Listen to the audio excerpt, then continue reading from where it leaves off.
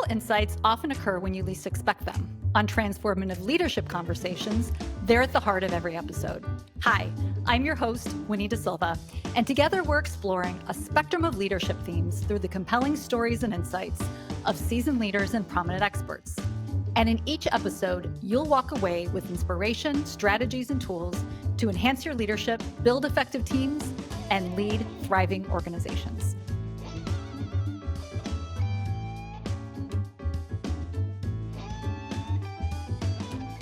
America is a country of immigrants. In fact, we could even say that 97.1% of Americans are immigrants. Why? Well, because according to the 2020 census, the U.S. population was at 331.4 million people, yet only 9.6 million people, or 2.9% of the population, identified as either Native American alone or in combination with one or more races. Here are a few other stunning statistics. So, according to research done by Dr. Neri Kara-Silliman, who will be on this podcast this month, in her latest book, Pioneers, 8 Principles of Business Longevity from Immigrant Entrepreneurs. So get this, 13% of the US population are recent immigrants, but they make up 28% of entrepreneurs, and 45% of Fortune 500 companies were founded by recent immigrants. So immigration has become a very hot and controversial topic in 2025. And while we want to be careful about who crosses our borders, and I think most Americans would agree that significant parts of our immigration system are broken, I'd like to zero in on the words and sentiment of Alexander Hamilton and Marquis de Lafayette. Immigrants, we get the job done. And when we mean the job, so in this context, we're talking about immigrant entrepreneurs and the jobs they've not only gotten done, but the companies they've created, which have ultimately sprouted businesses and career opportunities in spades for so many other people. And as a result, they have made a huge contribution establishing our country as economically and opportunity rich. So, we're going to circle back to this in a minute, but first, I'd like to provide some historical points to provide context. So when we think back to the very first immigrants who traveled here by boat to this land, so they came for religious freedom, right? Hold up. So maybe not. According to Simon Target and John Buttman, authors of the book New World, Inc., The Making of America by England's Merchant Adventurers, the first immigrants came to this land wanting to start a business. So it's interesting here because the authors point out to what they called the forgotten founders. So these are business folks who had been trying to establish commerce here some 70 years before the Mayflower. And they came here from England, you guessed it, of course, to start a business. Now, not really start a business like we think of today, of course, but people risk their lives to seek a place in what would become America to find economic prosperity by exploring the natural resources that they found here: fish, fur, land, and a lot more. And essentially, they came to America to better themselves.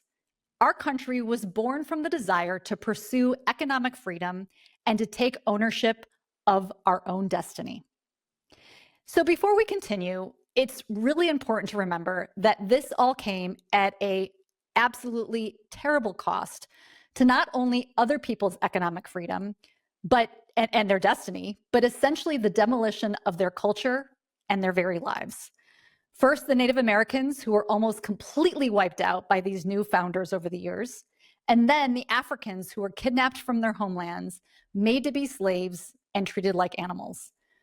The unwilling and forced sacrifices of Native Americans and enslaved Africans fueled the entire economic engine of our emerging country. And this is the original sin and stain our country must remember and mourn. So the forgotten founders that Target and Buttman describe in their book, they were essentially merchants who brought in their teams, essentially a bunch of men, to do the work. And it's kind of interesting to note that they realized they couldn't develop truly successful enterprises with what the authors called wage slaves. It's also important to point out here that these men were white Europeans.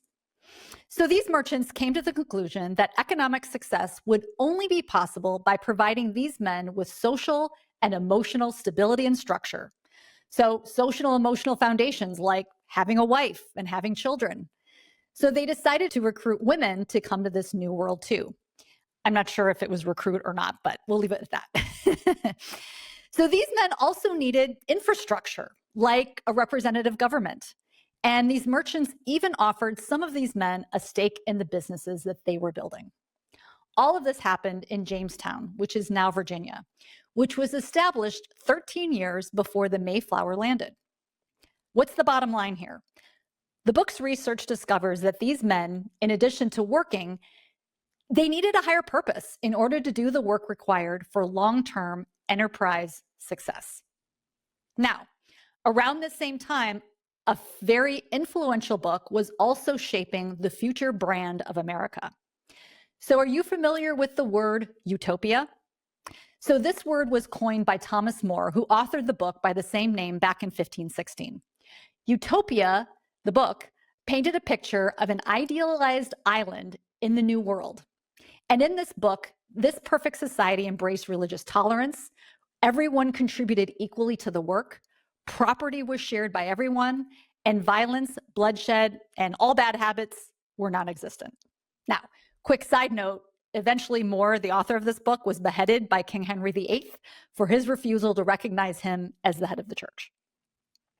But the idea that you could build an idealized society from scratch, it was very attractive and appealing because the old world in Europe was, well, it was old. And it already had a very ingrained culture developed over hundreds of years with a deep subservience to tradition, class, and hierarchy, which, among other things, was acutely restrictive when it came to breaking out of established norms, including new ways of working. So there was no better way to build a new utopia but on virgin land in a faraway place with lots of natural resources. Ultimately, the part about sharing those resources was clearly forgotten. So this small slice, very small slice of historical context, among many, many others, points to how America came to be seen as a land of opportunity. So our history, our culture, the way we think about our identity, it's historically steeped in business and the idea that we can be our own boss, that we can build something from nothing in order to support ourselves, our families, to pursue happiness, and to become our best selves. It's woven into the very fabric of being an American. This is what drove me to explore what immigrant entrepreneurs in America are doing today. Especially as immigrants today, they are so often portrayed as a threat instead of an asset. So I'm devoting this month's leadership theme to how immigrant entrepreneurs are navigating challenges, building businesses, and redefining what leadership looks like, as well as what makes them unique and what every leader can learn from them. It also happens to be that this month, on July 4th, 2025, we're celebrating America's 249th birthday.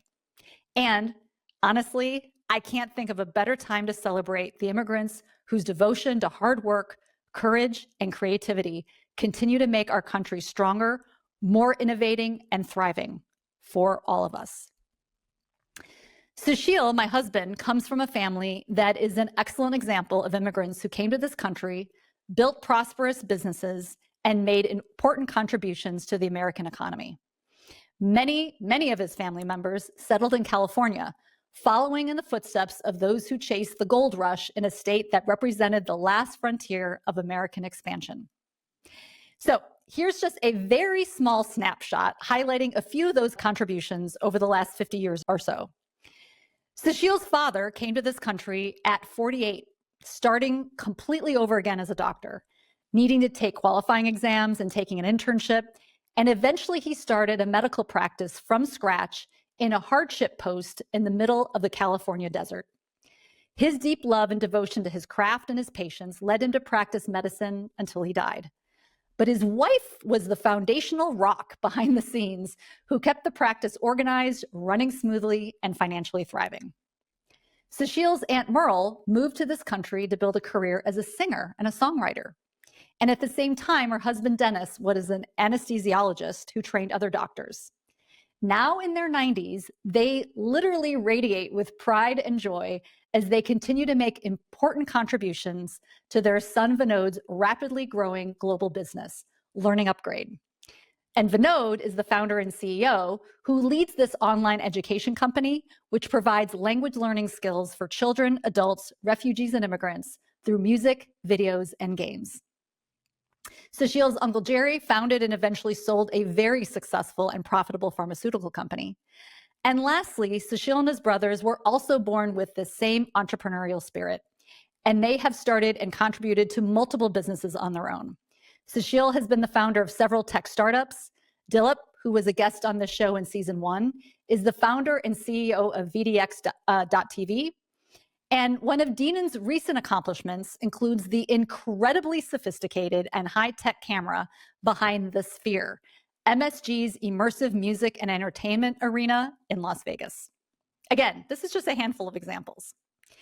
So when I started my own business 20 years ago this year, I quit my job. I turned down 2 job offers, all with a mortgage and an 18-month-old baby at home. Essentially, I jumped off the cliff. But my husband, coming from this entrepreneurial legacy, he really has been my rock through all the ups and downs of running and growing this business, which makes me think of Warren Buffett's famous quote: "The most important decision you'll ever make has nothing to do with money or your career. It's who you marry." So let's zoom out again for a minute. What would you say are the essential leadership characteristics that any successful entrepreneur, immigrant or not, must embody? Okay, think of your 4. I'm going to think of my 4. The ones that immediately come to mind for me are these: resilience, adaptability, a growth mindset, and being comfortable with risk and ambiguity. So let's explore why these leadership qualities are important for any entrepreneur. Okay, so first, resilience. Resilience is what drives entrepreneurs when things don't go as planned and they get knocked off their feet, which, when starting a business from scratch, this is going to happen, even if it does take you by surprise. So setbacks, rejection, failed launches, financial stress, they're all part of the journey of starting your own company. Adaptability. Adaptability means staying flexible when markets shift, customers' needs change, or unexpected problems arise. Entrepreneurs who can adapt well can pivot their strategy, product, or approach instead of sticking with what's not working. It's one of the main reasons startups survive in a rapidly changing environment. Okay, number 3, a growth mindset. So a growth mindset is the belief that our abilities can be developed. Our very brains are adaptable to learning, also known as neuroplasticity. And when we have a growth mindset, we embrace challenges, we persist in obstacles, we see effort as necessary, we learn from criticism, and we're inspired by other people's success. Sounds like essential ingredients for anyone starting a business from scratch, right? Okay, and then the last one is entrepreneurship is inherently full of risks, right? And with it, a gigantic helping of ambiguity. Because there's no guarantee that an idea will work or that revenue will come in when expected, or at all. Founders who are comfortable taking strategic, calculated risks and can operate and make decisions without having perfect information are better equipped to make bold decisions and move forward when the path is very foggy and uncertain. So when Winnie da Silva, my father-in-law, came to this country at 48 years old with $400 in his pocket and with his wife and 4 kids, you bet he needed resilience, adaptability, a growth mindset, and a lot of comfort with risk and ambiguity. And this is all before he started his medical practice, right? I'm just talking about figuring out how to live here. And I have to say, he was a privileged immigrant. He was educated. English was one of his first languages. And then with tons of good luck, good timing, a country at the time welcoming immigrants with a green card from a lottery in hand, Rui was able to establish himself and his family in this country. But even with all of that, there were still major struggles. You might even say that immigrant entrepreneurs, as challenging as it is to start a new life in a new and unfamiliar country, maybe they have an edge on the folks starting businesses who already have established lives here. They've developed and honed these hard-won mental muscles of resilience, adaptability, a growth mindset, and comfort with risk and ambiguity. They are comfortable being uncomfortable, and starting a business can be very uncomfortable. Transformative Leadership Conversations usually releases 3 episodes a month for every new leadership theme. But this month, because this topic is so timely and so important to who we are as a country, we have not 2, but 3 incredible women, 3 incredible guests for a deep exploration of how immigrant entrepreneurs navigate challenges, build businesses, and redefine leadership. Please permit me to introduce these 3 fantastic women immigrant entrepreneurs to whet your appetite for these upcoming episodes. So, first is going to be Anna Gudmundsson. She's a tech visionary and advocate for wellness. She's the CEO and co-founder of Sensate, a company tackling stress and mental health by blending cutting-edge science with ancient practices. And in this episode, we talk about her journey as a global immigrant entrepreneur, living in 6 countries, working across cultures, and navigating male-dominated tech spaces, and how all of that shaped the kind of leader she chose to become. Anna shares thoughtful insights on growing a business without losing yourself, leading with clarity and humanity, and creating cultures that truly support well-being. Next up is Arjita Sethi. She's an extraordinary entrepreneur and educator. She's the founder of the New Founder School, a virtual business school helping immigrant and unconventional founders launch and grow their businesses. She's also the co-creator of Shanti, a wellness platform that blends ancient Ayurvedic wisdom with modern life. So we talk about her journey from co-running a vocational school in India with her mom at 16 years old to coming to the US and building startups, investing in other founders, and mentoring thousands of underestimated entrepreneurs around the world. She shares what it takes to lead when the system was not built for you and how resilience and reinvention go hand in hand. And finally, to round out the month, we've got Dr. Neri Kara Suleiman. She is a former child refugee who became a global entrepreneur. She's an Oxford professor and author of the new book, Pioneers: 8 Principles of Business Longevity from Immigrant Entrepreneurs. We talk about her remarkable journey from fleeing Bulgaria's mass expulsion in 1989 to building a luxury leather brand with her family that lasted for 25 years. She also shares powerful insights from her research on what makes immigrant-led businesses not only succeed, but endure.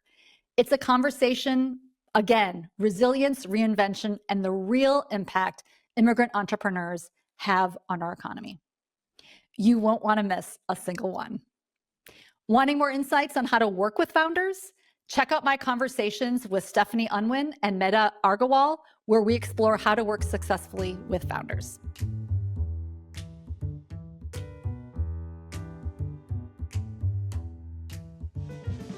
Thank you for listening to this episode of Transformative Leadership Conversations.